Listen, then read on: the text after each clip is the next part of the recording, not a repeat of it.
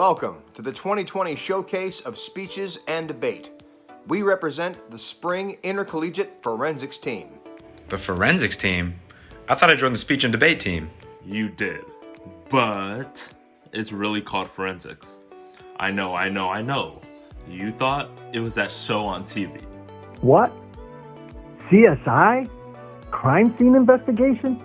But forensics actually started as courtroom speaking and public deliberation around 450 BC in Greece. The study of forensics began with the sophists, teachers who taught wealthy citizens to speak in courts of law or other public forums. Today, many people associate forensics with pathology, crime labs, and dead bodies. But the research and studies from forensic science today is used as evidence to be presented in a court of law. So, forensics continues to be about argumentative speaking. So I did join the speech and debate team. You joined a national and international group of speakers and debaters called Intercollegiate Forensics. Community colleges have a long history of speech competition. The Phi Rho Pi National Tournament for community colleges began in 1928. Grossmont College has had a debate team for 60 years. Speech and debate team. What did I say? Well, we don't just debate. We do 12 other speaking events. We do prose interpretation, Extemporaneous speaking, Poetry interpretation, Program oral interpretation, Persuasive speaking, Dramatic interpretation, Informative speaking, Impromptu speaking, Speech to entertain, Communication analysis, Dual interpretation. and readers' theater. Wow, I thought you guys just debated. No! You may also not know. We compete with 30 to 40 colleges each year, both being 2-year and 4-year universities at each tournament. So we have had the privileges and challenges of competing against UCSD and San Diego State. UCLA, and Berkeley. The Air Force Academy. and Point Loma University. just to name a few. We've also had the privilege to travel. The team has traveled to China 3 times. And in the past few years, the team has traveled to the Phi Rho Pi national tournaments in Washington, D.C., Daytona Beach, Florida, And just this last year, in Reno, Nevada. This spring semester, we traveled to our homes. Thanks to the coronavirus pandemic, all our national tournaments were canceled. we had planned to attend a national Pi Kappa Delta tournament against 4-year competitors held at San Diego State University. And compete at the Phi Rho Pi tournament to be held at Albuquerque, New Mexico. this past month. Our organization held the first ever online competition. And our own team member, Gaith Isaac, took home a finalist award in impromptu speaking. Since we weren't able to compete at a national tournament this year, we want to share with all of you what has been said about competing at a national speech and debate tournament. We are here today to celebrate one of America's great principles, that of our freedom to speak. Yes, we sometimes complain about debate, but if the alternative is no debate, then I say, bring me a debater. And there are those who complain of 4-letter words in oral interpretation. But if the alternative is censorship, I say, bring me an interpreter. This year, we had to put the showcase on video. We hope that you can see us face to face in the near future. But for now, sit back in your homes, relax, and watch a few of our award-winning speakers from this year. In these speeches, you may hear some words, ideas, or issues that you may not agree with. You may be uncomfortable at times. but we hope you understand that this is the place, a college campus, where we can express different ideas. And share different perspectives. And hear differing beliefs. Because we believe in celebrating one of America's First Amendment rights, our freedom of speech.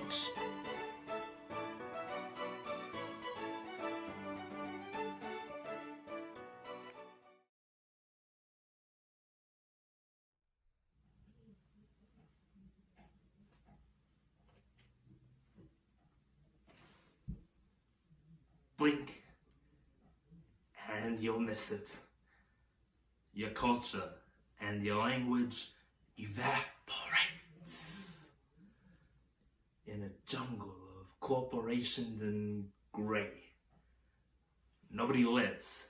They just work and work and work. And no one creates the small business. Blink, and you might have thought this was a family reunion. We were at Walter Scott's funeral. My wife and I, we pulled into the Ministries Christian Center, a little brick church surrounded by lush oak and maple trees.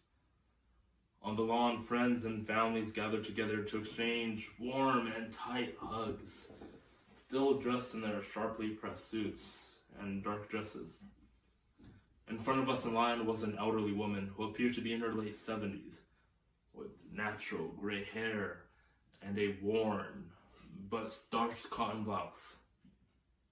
I told her I worked at Clemson University.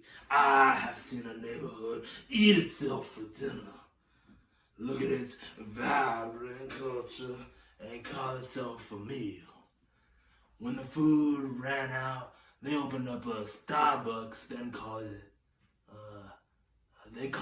community transformation. Repeated and repeated the process until the property prices just popped. Suddenly, every face on the block looked like it belonged in an Even Stevens episode. When years ago, they were afraid to walk these streets. So here we are, the long-awaited sequel to White Flight. White Return.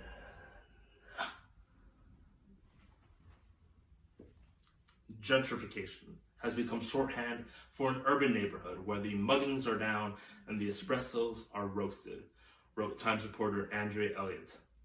This process benefits the wealthy more than the poor and tends to erase socioeconomic diversity. In this program, we see the diverse social impacts gentrification has on 3 different people who are witnessing their world moving on without them. With poetry, Blink and You'll Miss It by Ashley Burns, Gentrification by Dion Harrison and Kenny Carroll, and a pro selection, At Walter Scott's Funeral, An Unexpected Conversation by Chenjerai Kumanyika. A program. Gentrified. When I told her I worked at Clemson University, the 2 of us, we just started chatting. She told me, it's hard for young folk like my kin to get in. I just see those Clemson flags from my backyard. I'm thinking they've been moving in for these high-paying jobs. Well, she was talking about gentrification, of course. The small shop floor and the rec store, they give way for the coffee chain. They pay you less, but guess what? They give you shares.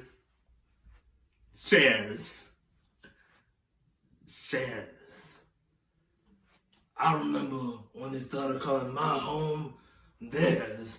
These city streets, they just started flying south for the winter. A place where the food is expensive, but the concern stares those who are free. I remember when people grew up so close, they called each other cousin. Like with my grandmother, man, she became everybody's grandmother. Those were the kinds of stories that I remember. Well, some of my students will get those high-paying jobs, which in turn will raise the rents, and in turn will kick people out, like this grandmother here and her family.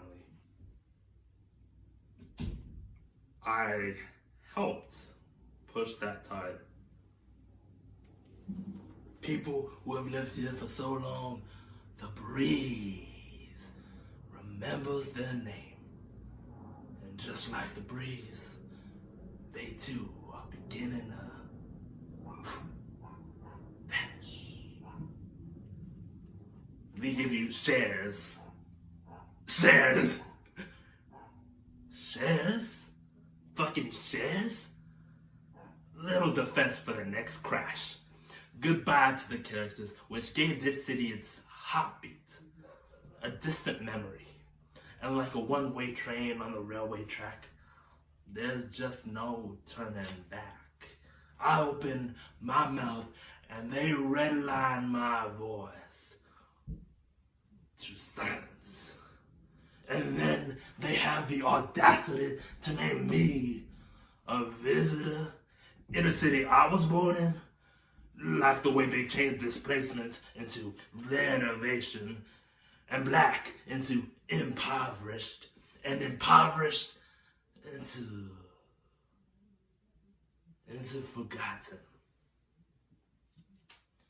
Her words stung, all right. As a Clemson professor, I work hard to give my students the knowledge and credentials they need to make a good living wherever they find opportunities.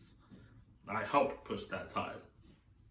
Perhaps that's how you get an environment in which something called the Clemson Christmas party can occur. No, not Christmas party, Cripsmas party. This was back in December when Sigma Alpha Epsilon fraternity members drew headlines after inviting students to a party dressed in their red and blue headbands, fake jewelry, and shirts featuring black rappers to pose for their Instagram photos with their scrunched up faces and their gangsta signs. When confronted, these Sigma Alpha Epsilon members stated that these kinds of parties were a regular tradition. So why was it a problem this year? There's just no turning back for the man you see on the subway each morning. There's just no turning back for the white bearded Jamaican smoking his pipe. There's just no turning back for the pretty girl with a smile, which makes things seem alright. I'm from Brooklyn Northeast, not Brooklyn, New York. I'm from $1.75, that's all you ever needed on your smart trip. I'm from calling Malcolm X Pac, Malcolm X Pac. Even though this city, it renamed it to Meridian Hill. I'm from me and my niggas, nah, we ain't paying for that metro. Yet people who aren't from my city, they still ask me what the problem is. What the problem is? What gentrification is. It occurs to me that after getting to know many of my students for 2 years, I have yet to encounter one who has called North Charleston home. Now let me be clear about something. I enjoy working at Clemson University. I'm constantly meeting with students and colleagues who are clearly, genuinely enthusiastic about their work. But after many months on this campus, I can't help but feel that the racial minorities are primarily visible in the minds of the many white Clemson students as the sources of their crime stories, as well as their musical and athletic entertainment. I helped push that tide. On all levels, the grandmother's words, they just stung me. These college students, they benefit from the community, but they don't give nothing back. This is how, even with all the love for my city, I could come back to my home and become a part of the problem. My money, the smoking gun to the bullet in my chest.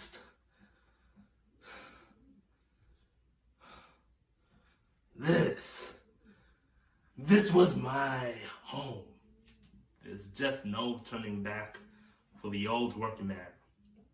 Cigarette on the ear, bandana on, tired of his life perhaps. A working class without fear. But once you take away that heartbeat, this city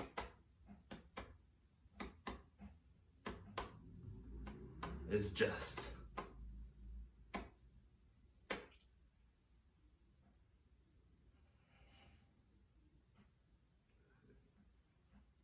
walls.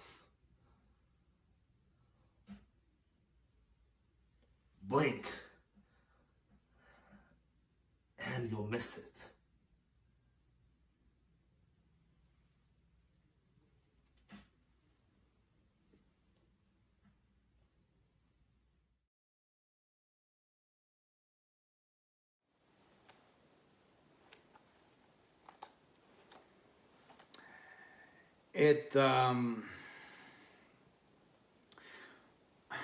Well, it all started when I was 9 years old. And there was this very foul, disgusting, dumpster juice smell, stench, coming from somewhere in the house. And, we're going around the whole house, open up all the doors and all the windows, and then I get up to the playroom to open the window, and the window it's stuck shut. I can't get it open, but I finally do it, and well, I mean, first of all, that felt great. I felt like fucking Superman. And my brother, he enters the room behind me and says, "Hey, you got it?" And I turn around, I say, yeah, I got it. And before I can turn back around, the window just by itself just slams down and crushes my hands, both my hands. And I mean, these knuckles have never been the same. I don't know if you could tell, but there's like a little hook where the window just went right, just right there.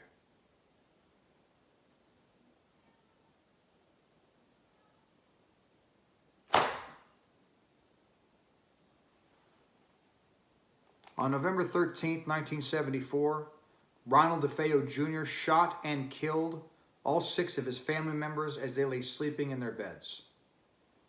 At his trial, DeFeo would contest that voices in the house encouraged him to do it, and a shadowy figure handed him the gun to do so. 6 months after the murders, the house in Amityville had new residents, the Lutz family, who only managed to stay for 28 days before fleeing in the middle of the night, leaving all their worldly possessions behind. The story in which you are about to hear is real, taken from the last surviving member of the Lutz family, who dare recount the horrific events that made that house so incredibly famous in the most sinister way possible. My Amityville Horror by Daniel Lutz. And it took George, my mother, my brother, and whoever was helping George move shit that day to get the window off my hands. And they finally get it off my hands, and I'm freaking out. I run downstairs and into the kitchen, and my mom's freaking out. She runs downstairs after me into the kitchen, and my mom sits me down. She says, "Sit down right here. I'm gonna go get you some ice." So she goes to the freezer to get some ice and to make some calls and all this, and she sits next to me, and she puts this ice on my hand, and out of the corner of my eye,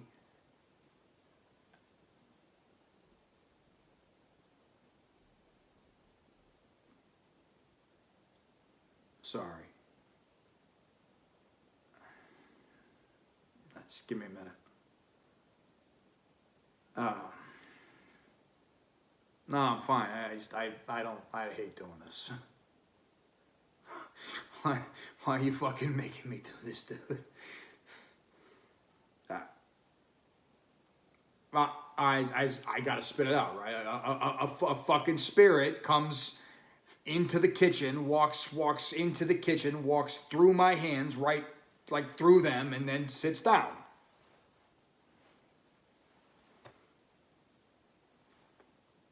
My mother freaks out. She gets up and she runs out of the kitchen, and then I freak out. I run out of the kitchen, and I'm running up the stairs. And my mom's following me up the stairs, and we're running up the stairs together. And I get up till about the second landing of the stairs, and then I turn around to see my mother, and then I'm propelled. My body is propelled up the staircase.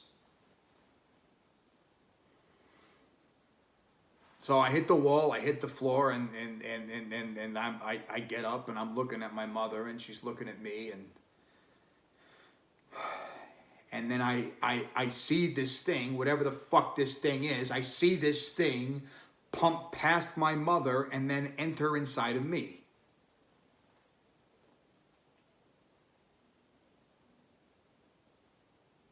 If I could describe the feeling, it's like the numbness after getting shocked. And that went on for about 35, 45 minutes. When we get back downstairs, I go downstairs and I see this fucking thing leave, and I think everything is going to be better. And then out of nowhere, I hear this voice coming from across the room. It says, "It is you."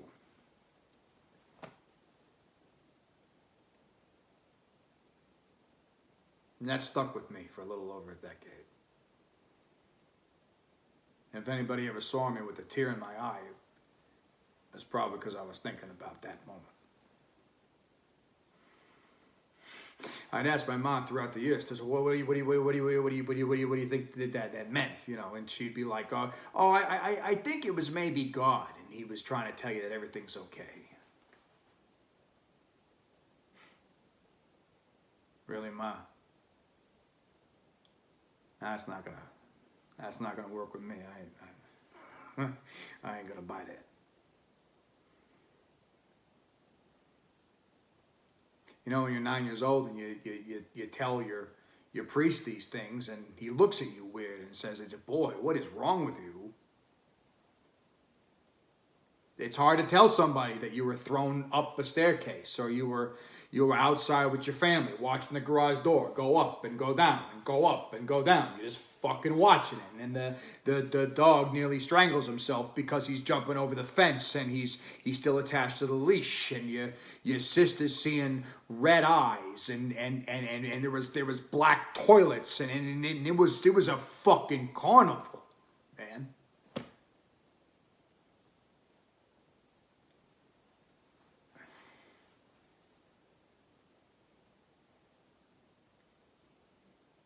Sorry.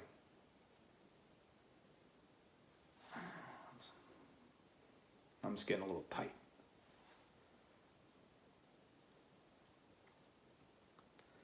I don't like doing this shit. I don't like doing this shit, even to talk about it. Because just to talk about it, to bring you to a moment, for a moment,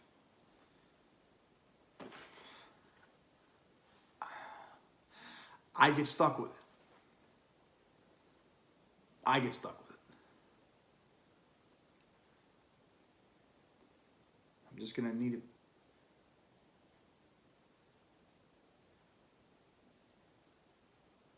Why are you looking at me like that?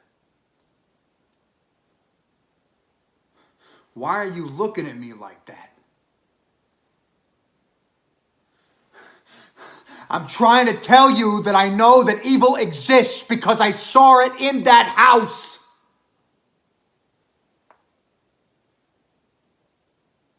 That house.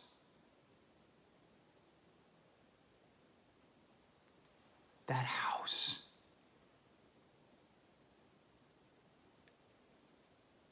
Is evil.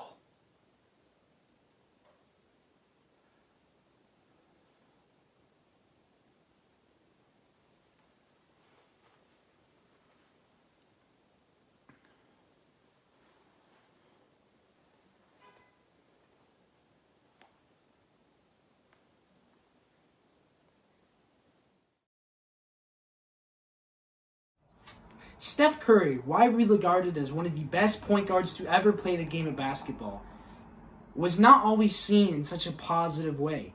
After the 2016 finals, where they had just come off of a season of Steph winning the first ever unanimous MVP in the history of the NBA, as long as them winning the record 73 games, expectations were high. A lot of people expected the easy championship, as they had just gotten off the year beating LeBron before, and it didn't turn out as planned.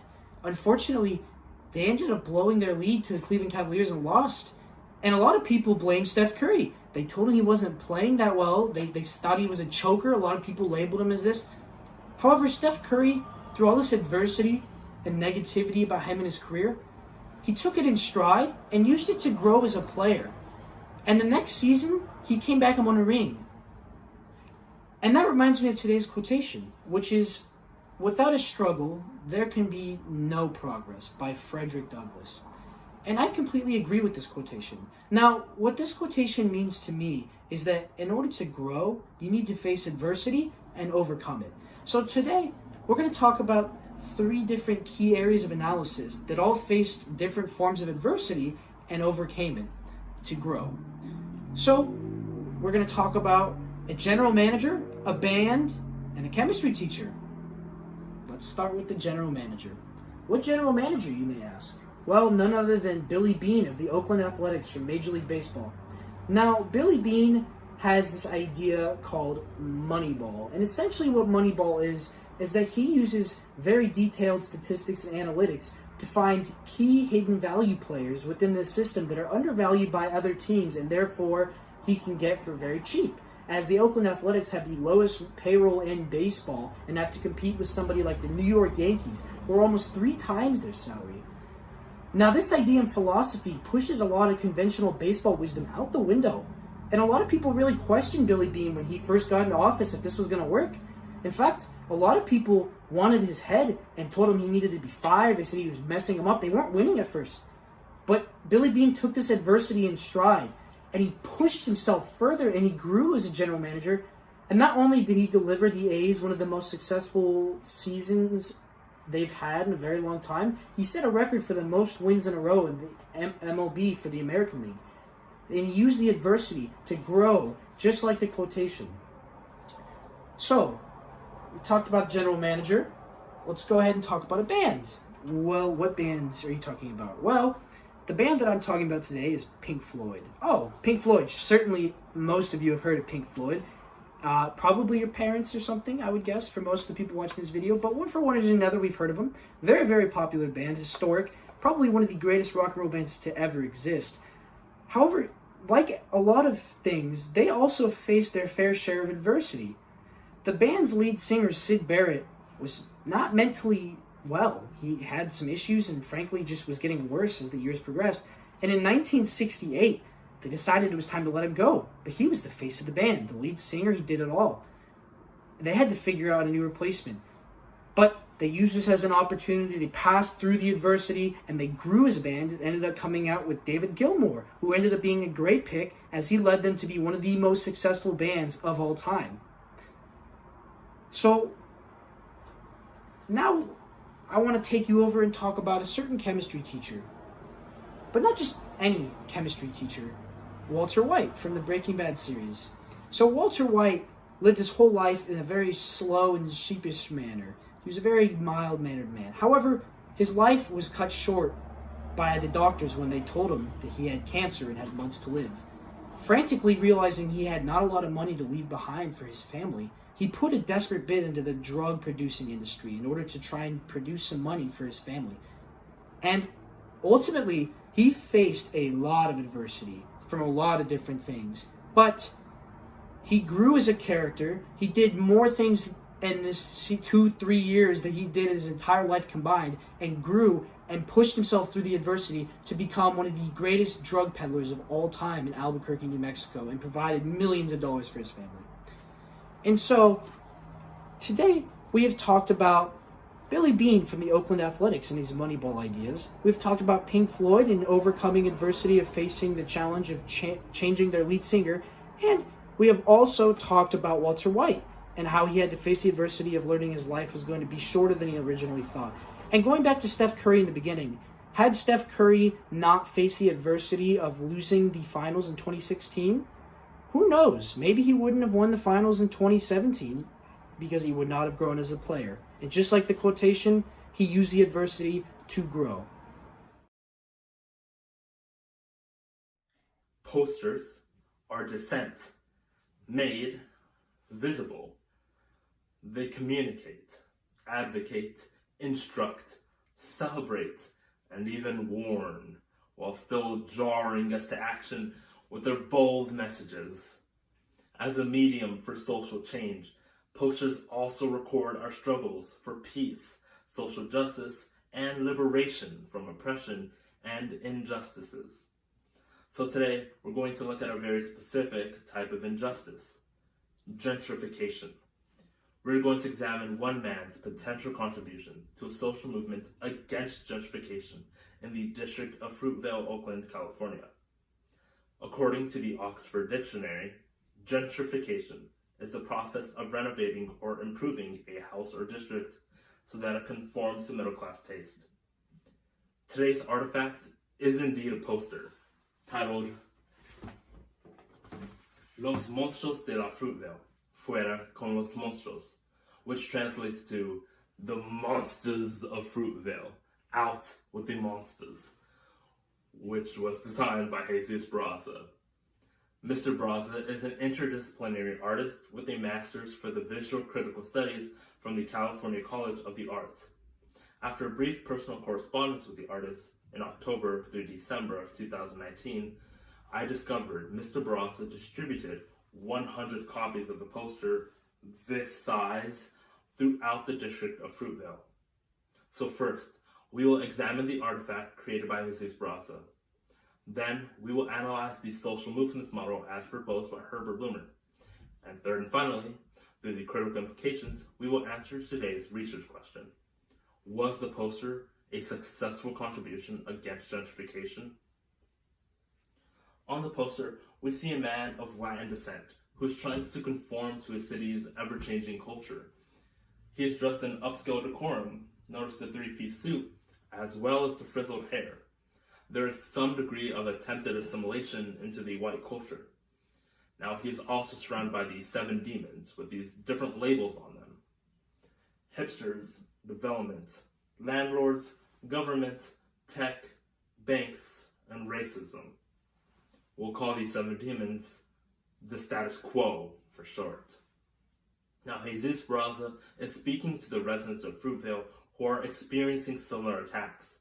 He is hoping to unite the District of Fruitvale by exposing gentrification, specifically portraying it as this monster to insinuate that the residents are weak and powerless by conforming to the affluence culture and still allowing them to continuously attack and drive them out.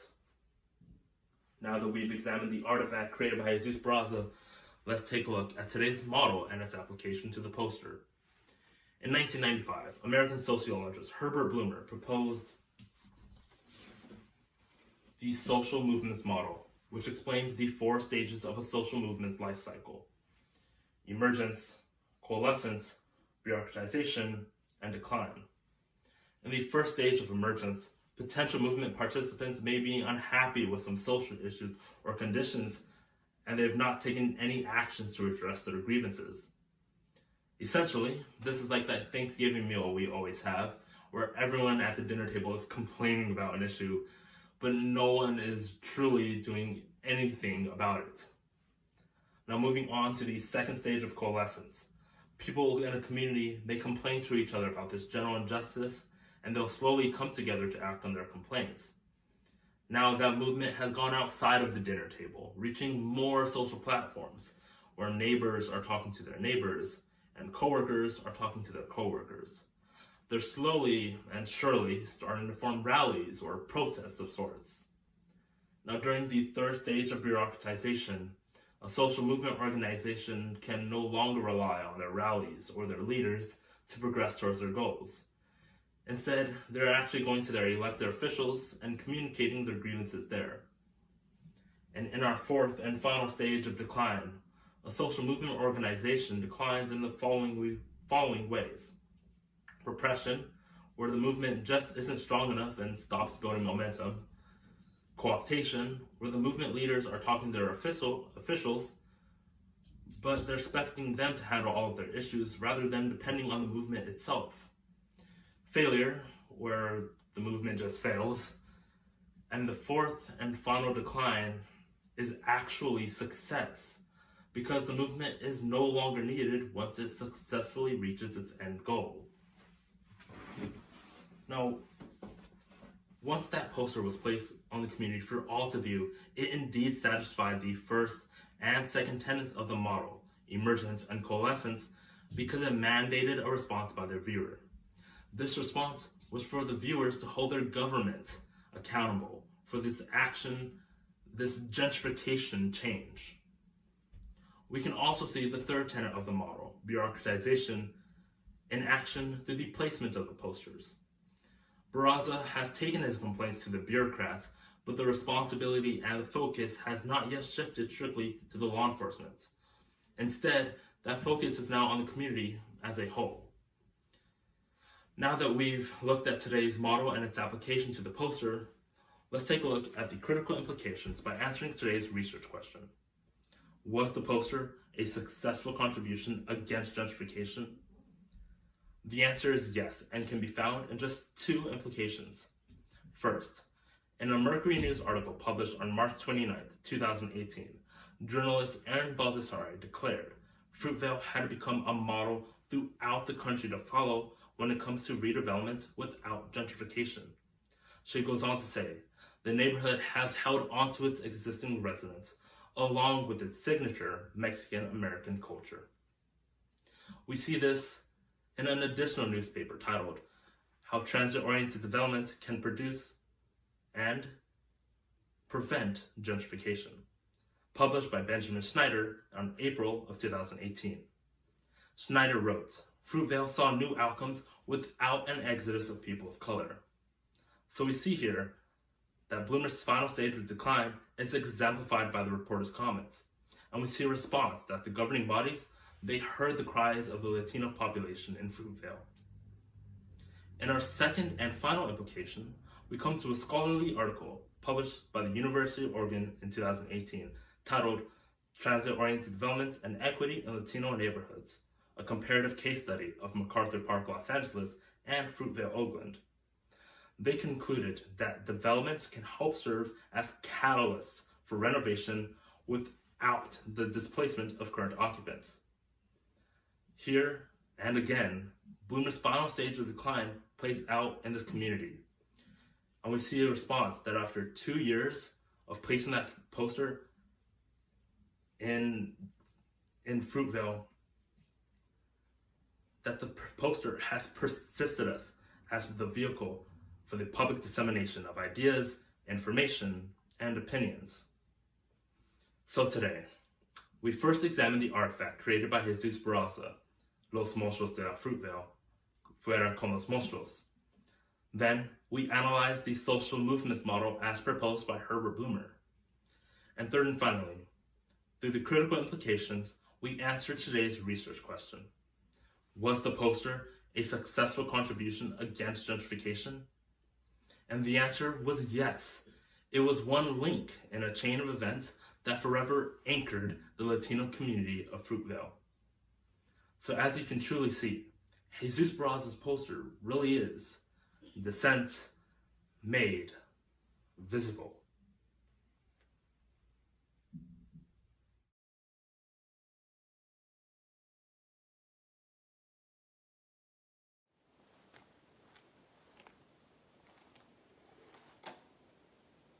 I am a United States soldier. I am a warrior and a member of a team. I serve a country that does not value my voice, simply closed captions me to fit whatever narrative that they deem patriotic. If you never put on a fucking uniform, don't tell me what I am fighting for. I learned first the ideals of mission first, people always, and later on the reality of mission first, mission always. You don't know pain until you know the remorse of survival. Soldiers hide wounds of battlefields we never leave in the middle of our memories and inside of our uniforms. Uncle Sam may take every single thing that you have, but at least he pays for college.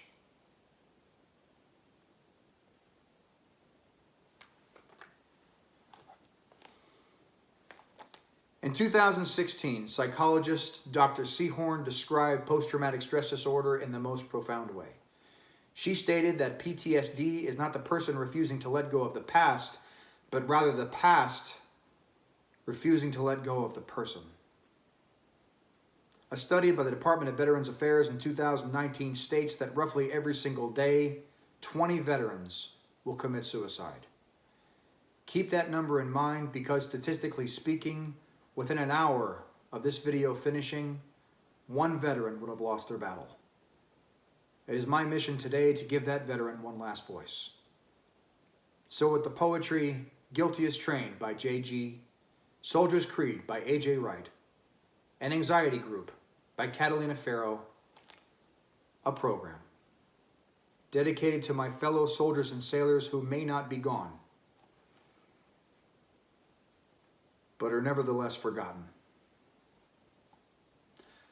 My recruiter told me, "Private, keep that hourglass patch top heavy. Private, private, shave your head. Private, private, dig that hole. Private, private, do you love your country? Private, see, it is easy to make a man do inhumane things when at first you make him forget that he is human. Atrocities on the battlefield seem a lot less atrocious when they are part of the job description. When I saw my first dead Iraqi child, I convinced myself that this is what I trained for. When I saw my 10th dead Iraqi child, my brain created a compartment to keep those memories inside. When I saw my first dead U.S. soldier, I convinced myself that could never be me because dysfunction is not to be discussed outside of this family, this outfit, this family, this uniform, this family, this platoon, this family. What goes in this foxhole stays in this foxhole like arms, legs, and sanity. I will never leave a fallen comrade. I will never quit. I took this oath without reservation or purpose for evasion. Being a soldier means being caught between the lies of Wall Street. Being a soldier means convincing yourself that it is all for a worthy cause. Being a soldier means being part of that illicit group of forgotten GIs whose broken bones and tombstones are receipts for this American way of life. See, I came home with all 10 fingers and toes, but I was not a whole man when I got back. My brain would open up that compartment late at night as I slept, and that's when I discovered that pills make horrible cocktails. Night terrors make horrible alarm clocks. Girlfriends make terrible punching bags. First Sergeant Lucas, he told me that post-traumatic stress disorder does not exist. He gave me a speech on manhood. The psychiatrist at Walter Reed made me wait for 6 hours. 6 hours. And sent me home with 3 weeks medical leave and a prescription. And when the prescription wears off, you begin to feel hopeless. And Jim Beam is the only cure for hopelessness that I ever learned. You see, we are taught to destroy the enemy at close quarters, so when we begin to rust, you will discard us. So we must over-lubricate ourselves with whiskey and wine to maintain proper functioning. Me? I don't sleep. I can't sleep. I make insomnia look professional. Make your tossing and turning look like afternoon hiccups. The longest I've gone is 9 days. Literally went insane. See, sleep deprivation is a form of torture, and I do this to myself. Melatonin makes me sad. Benadryl is for amateurs. Hypnotics turn off the lights too quickly, and weed just drives me crazy. Diazepam, lorazepam, bromazepam, alprazolam, Klonopin is the only thing that works for me, and they're weaning me off of it. So just like a baby forced to remove breast from mouth and take bottle instead, I get sent to anxiety group with the rest of the forgotten children. Oh, the veterans are the forgotten children. Did you know that? It feels horrible. We can't worry about war games being played in the home front while playing politics in foreign sandboxes. Having home in your sights will only get you boxed in to a 21-gun salute, Your Honor. That taxi driver was an insurgent. He had an IED strapped to his calf. Do you know how much damage that could have done on Main Street? I will not stand for another innocent American casualty. Why are you treating me this way? I am not a criminal. I am a hero. I only did what they trained me to do. Detail! Attention! There ain't no smiling at attention. Basic training was the funniest place that I was never allowed to laugh. I heard so many jokes. Like 40 veterans walk into a hospital. They die while awaiting treatment. What do you call a veteran with no legs? Medically discharged. What do you call a soldier whose wife cheats on him when he's in a combat zone? A suicide risk. What do you call the veterans that America loves so much? Homeless. Did you hear the one about the guy who died before he got to kiss his newborn? Why aren't you laughing? Haven't you learned to adapt and overcome yet?